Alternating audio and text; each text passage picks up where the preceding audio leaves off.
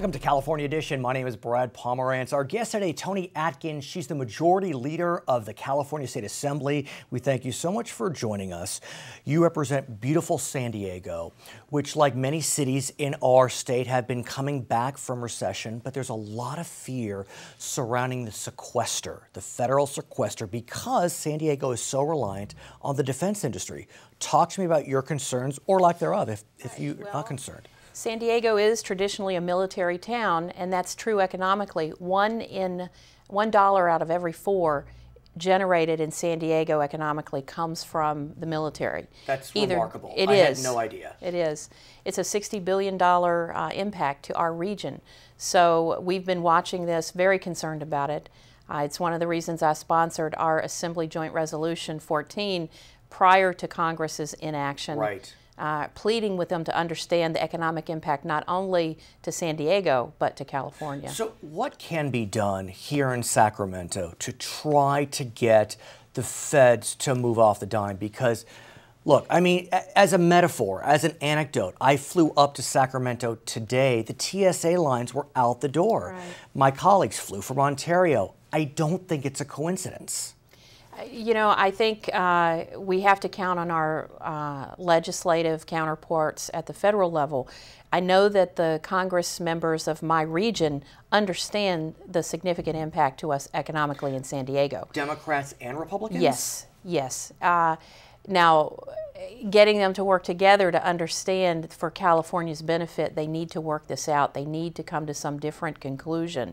It's not just going to impact the military. It's going to impact education. It's going to impact health and human services, affordable housing issues. What's so interesting about the impacts is they're supposed to be even throughout the life of the sequester. But because of when the sequester kicked in calendar year 2013, the impacts are especially great this calendar year. So just as we are coming out of this recession, and I'm not trying to take a position on the sequester, that's not my role, it's just these are facts. Well, we are very concerned about it in California. It's going to have a huge impact on our state. And locally in San Diego, you know, defense contractors had already stopped moving forward in anticipation of what could happen at Congress. Right. So it's already had a negative impact. So is there anything that Sacramento can do, not to convince DC to get off the dime, but to help the defense industry, specifically in San Diego? I mean, California could lose 64,000 civilian DoD jobs through furloughs. I mean, 5 ships in San Diego could be impacted, maintenance and repair. It just goes on and on. Well, you know, what we need to do in Sacramento is continue to look at our fiscal house. I mean, we are in good shape thanks to the voters of California and the passage of Proposition 30. It allows us for the first time, we over the last 2 years have closed a $20 billion deficit. We feel pretty good about that. By 2016, we'll have a $2 billion reserve. Truly? Truly. And what this means, though, is that we have to be very cautious in what we do moving forward. In almost every category, we have to be thoughtful. We can't spend money we don't have. But in addition to the defense side, we do get a significant amount of funding from Washington, D.C. Right. And so could that impact the projections of the California state budget? And it will. I mean, that is the reason that the governor gave us a proposal with the approach of caution. We've cut services over the last 5 years significantly, and we can't restore those services. We can't restore all of the programs at Health and Human Services. We need to be very careful. When we come back, let's continue the conversation. For our viewers on HLN, thank you so much for joining us. For our other viewers, we'll be right back. So in addition to the sequester side, you are also looking to protect your military families, your veterans. Right. You happen to be a scion of military families, your father, your sister, your aunt, your uncle, whatever it may be. The whole family. So let's talk about some of the bills that you have sponsored in past and look to sponsor in past. We can start with, for example, well, you pick one. Well, last year I was able to get signed AB 342. What that bill did was say that there needs to be a major point of contact in the governor's office on issues that come before us that affect our military, active duty as well as veterans.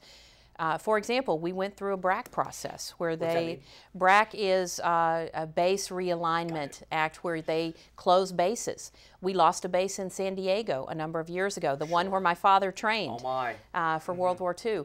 We had one on the list, Navy Broadway Complex. At the time, I was the acting mayor. We didn't really have anyone in the governor's office to talk to about that. Losing a base in California, whether it be San Diego, Los Angeles area, Northern California, would be bad for our economy. Well, think about San Bernardino with the Norton Air Force Base. The city is bankrupt, and many people point to that base closure as the beginning of the end. So we have empirical evidence that base closures may be necessary, but the impacts are dramatic to communities. So it's true. And so the bill that I got signed by the governor was to establish a point person to help us be prepared should BRAC happen, the next round of BRAC or base closures, that we be able to protect California. And I have heard, I'm sure you have heard as well, that while the sequester negotiations may work out in the end, that base closures could no doubt be part of the formula. You know, the Iraq War is finished, the Afghanistan War is all but finished. I mean, do we need all these bases? Well, the downsizing of the military is happening, and we feel that and see that in San Diego. But I would say that California is on the Pacific Rim. And so we have traditionally benefited from other base closures. It doesn't mean that ours aren't on the list. So we still need to be vigilant, and that was the purpose of AB 342. And we think about the saber rattling out of North Korea. I mean, it's not Europe anymore, it's Asia. I mean, everywhere needs protection, obviously. So we have benefited, but we want to make sure that our state continues to not lose. We also know that we want to honor our active service members. We want to, and you know, give them every preference possible within within the scheme of fairness. And so you're looking at a bill that would give some preferences as it relates to taxing. You know, that may not be the best choice of words, but help me out. Well, most nonprofit thrift stores, what this bill is, AB 163, is a tax break for military thrift stores. The money goes back to military families. And it's no different than Goodwill, other thrift stores that get a tax benefit. So it's a simple concept. And it's in place now. We want to remove the sunset so it can continue to be there to support me. It's a simple bill. At the same time, and again, like we've said, we want to support our military service members. At the same time, you know, do we want to start pulling back sales tax revenues? Yes, Prop 30 passed, but you know, you pull it back here, you pull it back there. Well, the good news about this particular piece of legislation, it's already in place. It's due to sunset. I understand. So we're not changing a formula. We're saying let's keep the status quo, and the money will go to support military families. So often we think about military families in the abstract, especially if we don't know them. You're one of the few members that probably knows them. And I want to get a sense from you in our final moments about them. Why is it, aside from your lineage, that you have been such a strong advocate for these military families, these veterans? Tell me about them. Well, you know, from a military family, my father was in World War II. I came to California because my sister was in the Navy and stationed in San Diego. You know, the sacrifice these young people make to our country, we need to realize they are in harm's way. They're in harm's way. The least we can do is make sure that when they come home, they're able to transition. They get the benefits they deserve and that they earned, and that we look out for them and we help them transition back into civilian life. And that's a part of what we do, and I think it's something that is nonpartisan. It goes across party lines. Does it? It does. It absolutely does. Really? It does. I mean, I know, for example, last year Paul Cook, a Republican, was named Veterans Affairs Chair by the Democratic Speaker. Was an incredible chair. Was an incredible chair. He joined me on my Select Committee on Homelessness because 25% of the homeless population in California are veterans. Which is devastating. It's devastating. Her name is Toni Atkins. She's the Majority Leader in the California State Assembly. My name is Brad Pomerance. This is California Edition.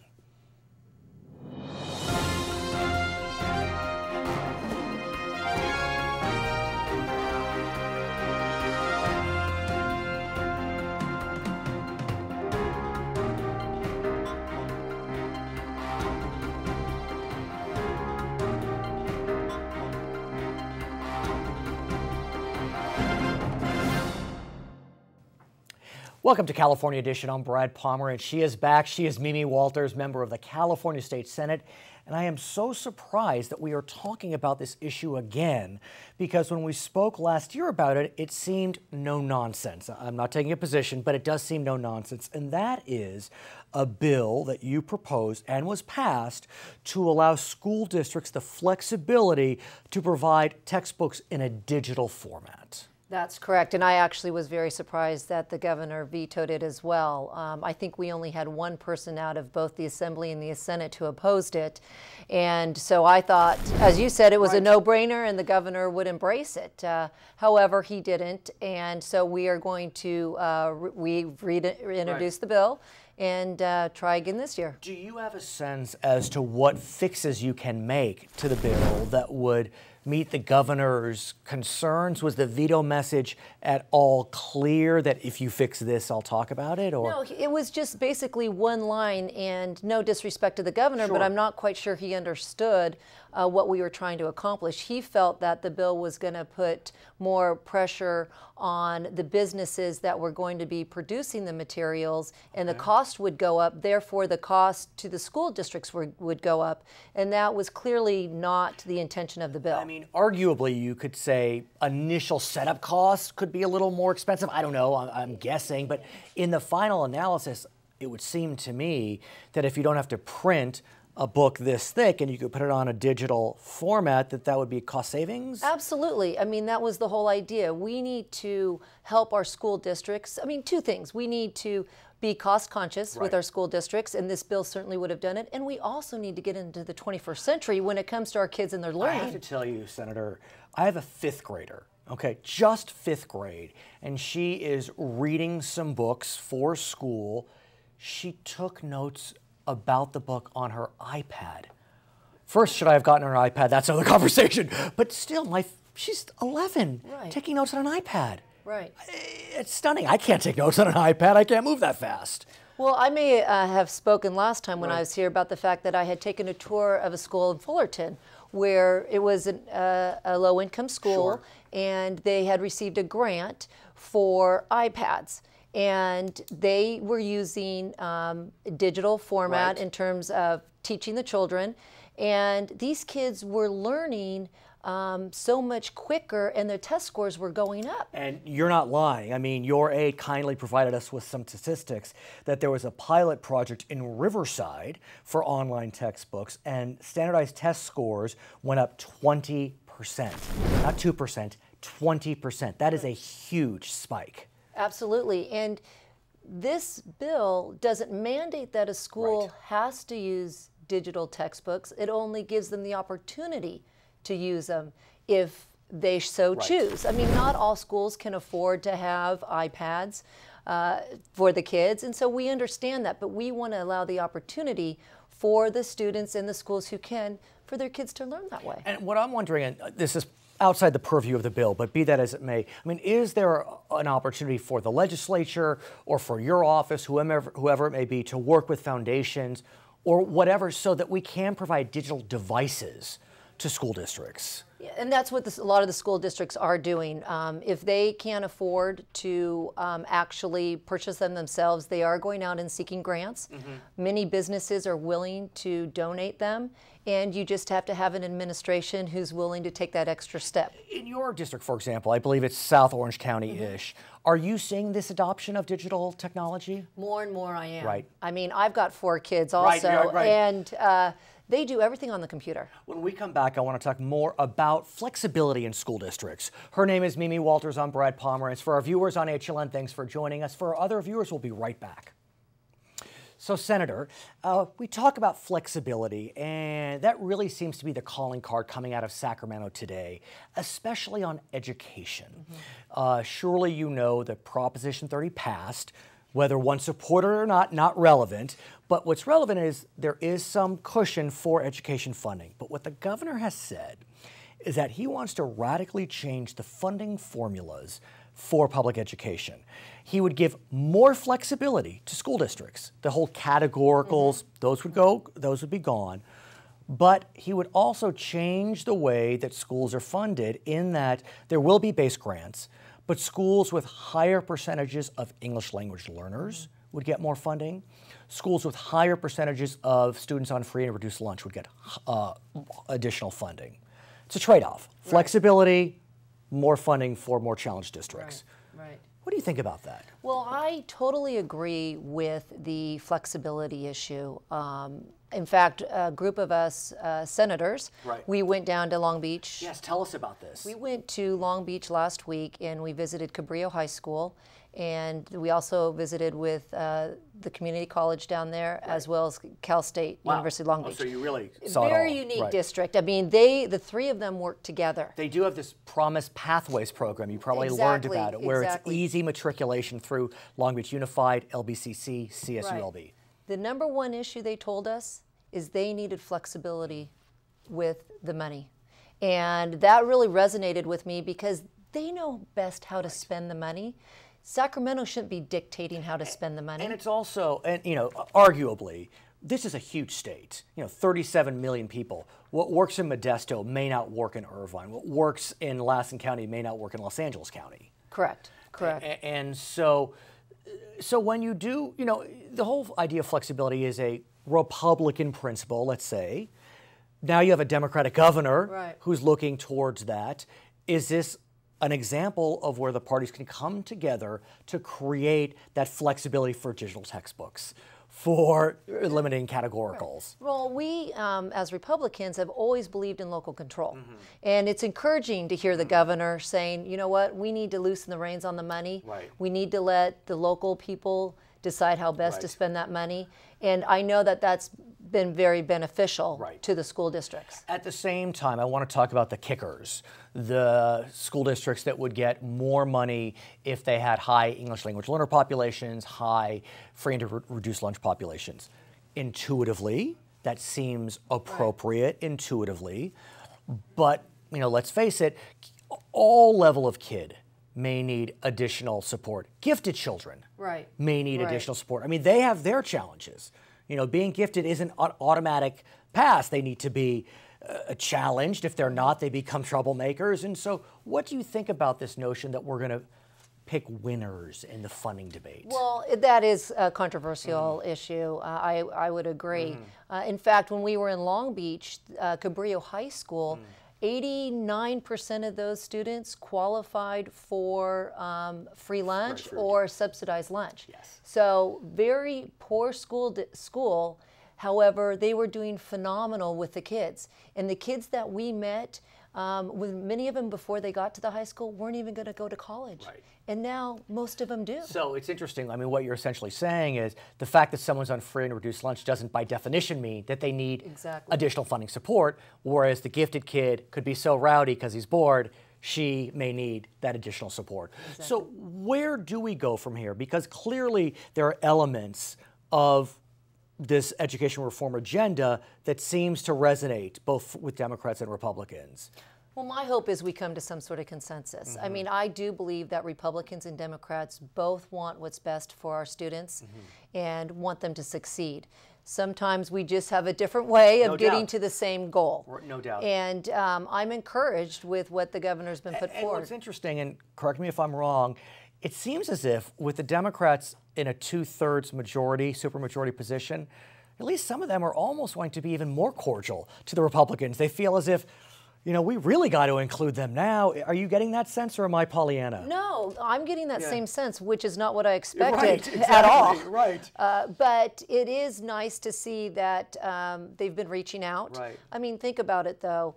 If things don't go well, they're the ones. They're the ones that are going to be blamed. So it's in their best interest to reach out. Her name is Mimi Walters. She's a member of the California State Senate representing parts of Orange County. My name is Brad Pomerance. This is California Edition.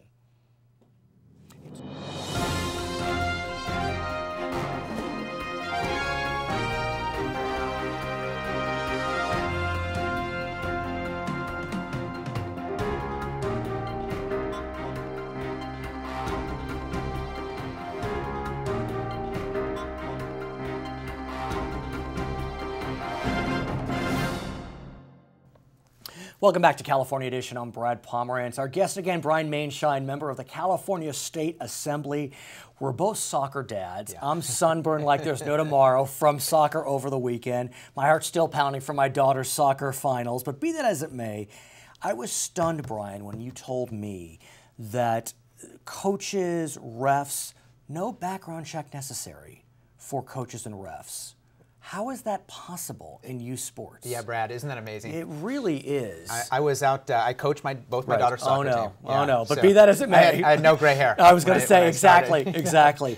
But you kind of had an epiphany. I did. You know, I was out there, I remember being out there at practice, and all the parents had come and they dropped their daughters off. Right. And there was me and another coach, and we were coaching away, and I just remember kind of thinking, you know, there's no other parents here, and what better avenue for a child predator than if, you know, to go out there and start coaching youth sports teams.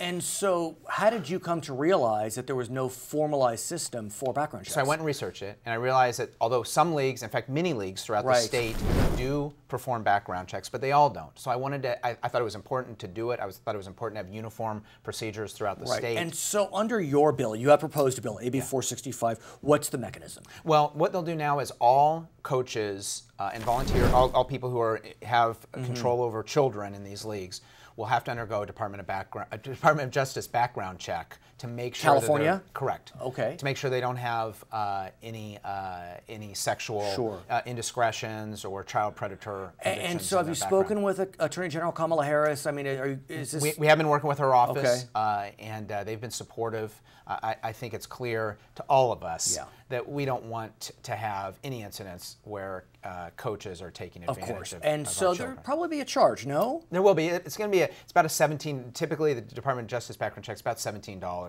Okay. Which obviously I think all of us will gladly pay through our league registration fees. So you're a Republican in a legislature dominated by Democrats. You probably keep reminding me of this, I know. Brad, I'm sorry, but be that as it may, I know you have friends on the other side of the aisle. Toni Atkins, neighboring district. Be that as it may. Have you spoken with your Democratic friends? Because you will need support from Democrats, undeniably. Absolutely. You know, and I think it's true that I'm a Republican. Right. But I think my constituents sent me here to get something done. Yes. And whoever was in the majority, Republicans or Democrats, you know, I intend to work with the other side. I've done that throughout my career. I do have friends on the other side of the aisle. Yeah, believe it or not. Right. So I think that's important, and I'm proud to work with Democrats to get things done. And so what about this bill, though, specifically? I mean, it's arguably, it seems like a no-nonsense bill. It should get bipartisan support. Yeah. Are you already getting those co-sponsors? Absolutely. We've been working on that, and Republicans and Democrats.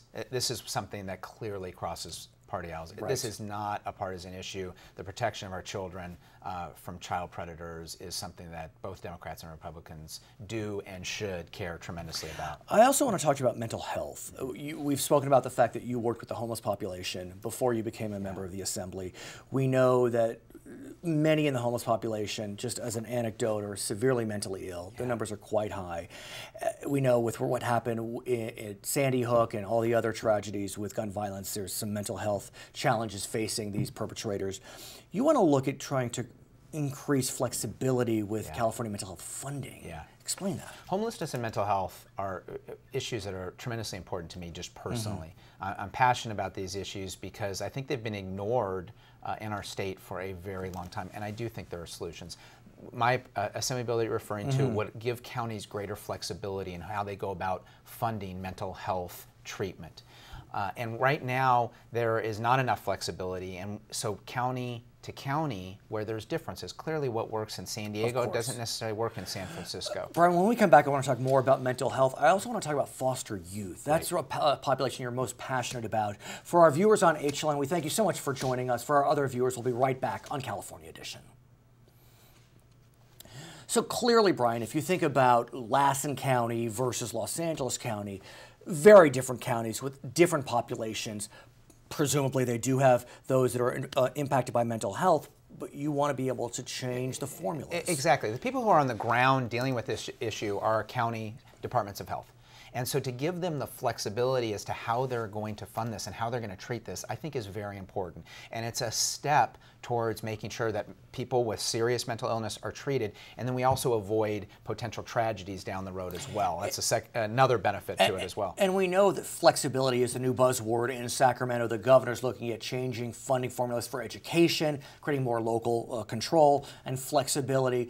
Do you think that a bill like this would get that similar type of traction to allow counties to figure it out themselves? I mean, at some level, it's a realignment formula. Let the counties figure out how to deal with recidivism or post-conviction treatments. I do. And it's funny, that last time I spoke with the governor, we talked about this level of flexibility. It's important to let localities work on these issues because they're the ones, again, that are dealing with this on a daily basis. So they're the ones in the best position to understand how these issues need to be addressed. I want to talk about foster youth, a population that is so often neglected, not just in California, but throughout the country, a population that often becomes homeless. We know that pursuant to federal law, I think it's called McKinney-Vento, that foster youth, homeless youth, they have special protections in the public educational system. That being said, though, there are still some areas of California law that you believe need adjustment. Yeah, and speaking of bipartisanship, Assemblymember Stone, a Democrat, there you have and I are jointly working on something to help foster youth graduate from high school.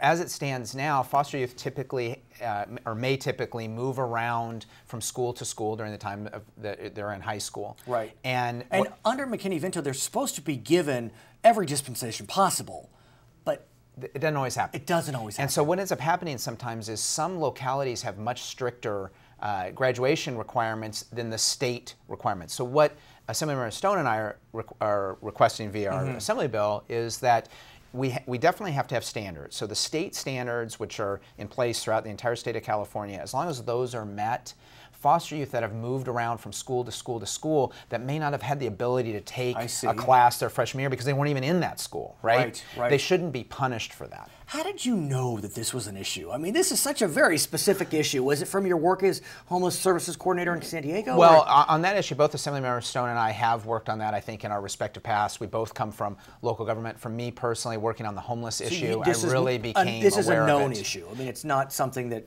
kind of came out. It's a problem. I think it's a big problem, and I saw it come into where I was mostly affected by it personally was from the homelessness front, because I saw how many homeless people were former foster youth. Of course, they aged out. They aged out. Right. And it's a huge problem for them, and what we can do to reach them early on prevents them from potentially becoming a tragedy later. Let me ask you more about education, if I may, and broaden it out, and talk about the governor's plan to increase flexibility through this local control funding formula. I mean, he is very specific. He wants to create a system whereby dollars are not so tied to specific programs, no categoricals, that local districts can spend money as they see best, and some local districts will get more money if they have high English language learner populations, high free and reduced lunch populations. What do you think? Well, in general, I do favor local control. What does concern me a little bit is selecting winners and losers. And I think that's very difficult, particularly for the government to be the ones doing that. And so I wouldn't want to see successful school districts punished for being successful either. So I don't, he hasn't released all the details of all this. None of us have had a chance to review all of it yet, but I'm a little cautious on that front. Interesting you mentioned that, because look, there's no doubt, you know as well as anyone, those that are from lower economically disadvantaged homes face additional challenges. English language learners face additional challenges. But without sounding elitist, and I'm sure I'm sounding elitist, you know, gifted children have their set of challenges. Right. And so they're not going to be getting extra funding pursuant to this new formula.